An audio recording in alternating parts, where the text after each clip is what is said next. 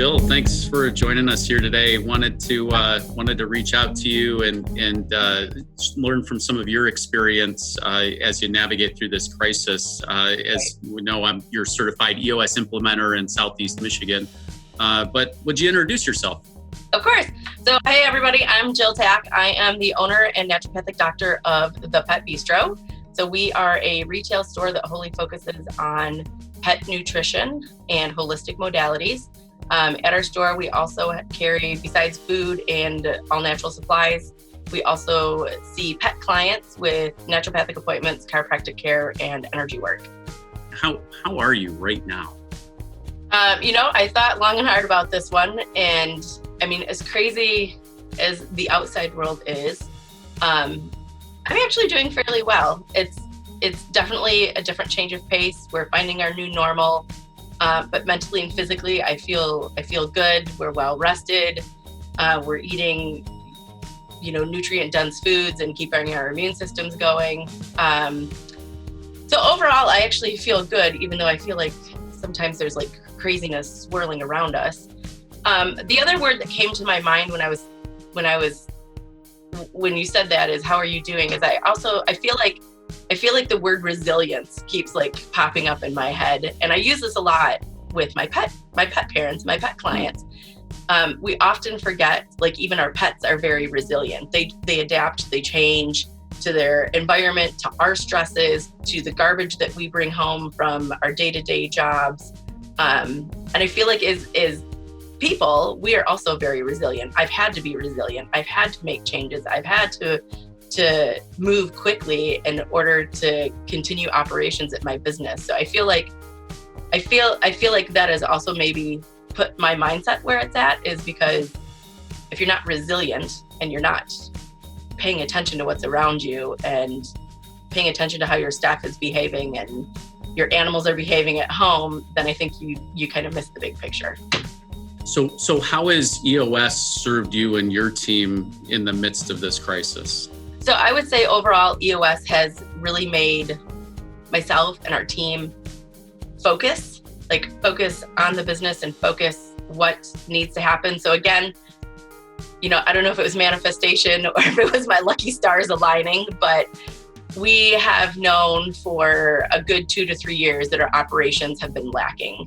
And over the last year, I was also provided the opportunity to go through the Goldman Sachs 10K small business program, which really shed more light on the lack of our operations and our infrastructure.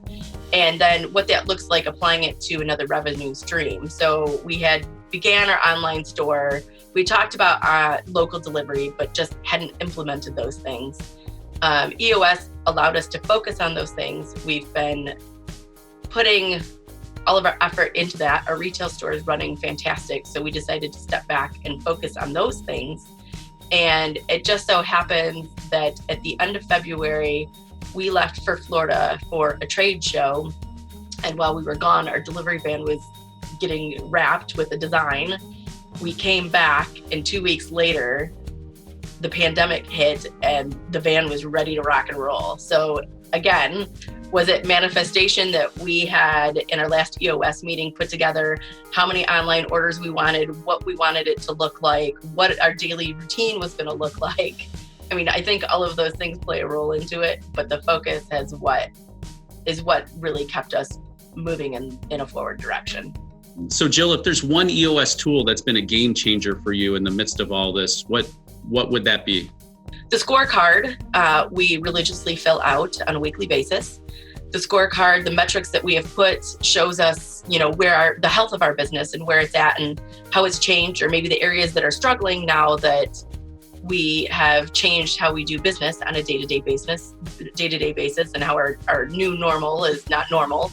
But the scorecard really gives us the metrics of the health of our business and where we stand with all of that. Taking that a step further, I would say level 10 meetings are the next EOS tool that I think has really helped us. So not only does our management team, which I would say we've lacked at our level 10 meetings the last couple of weeks as we've tried to find new normal, but we've also kept it with our sales team. So even though our sales team is currently laid off because we don't have our in-store shopping, our retail store shopping is suspended, we have continued our Friday night meetings virtually, which it's not mandatory, but all of my team members have showed up every week. And we share that scorecard with them to say, hey, this is where we're at. We really have full intention of bringing every single one of our staff members back as the state of emergencies are lifted and executive orders are lifted, and we can go back to what normal in-store retail looks like. But we also want to keep them in the loop. And I think that communication channel has made a huge difference for my team. I think it's given them some stability and some grounding and still feeling connected and having that like team community still about what's happening at their place of employment, even though they're not there. So, and you know, we're still busy. So last Friday night, I think our Zoom meeting, Louis and I, my business partner, we literally had our Zoom meeting on in the car as we were driving home from our last deliveries because we didn't want to miss it. We wanted to still have that team meeting and keep everyone connected. So I would say the scorecard and level 10 meetings are the two EOS tools. Did I catch that right? I mean, you said that these are the employees that are laid off, that are voluntarily attending your level 10 meetings still in the midst of this? Yes. Thank you for your time here today, Jill. It was just great hearing a little bit about how you and your team are navigating through this, and, you know, keep up the awesome work. I appreciate that. Yeah, we plan to.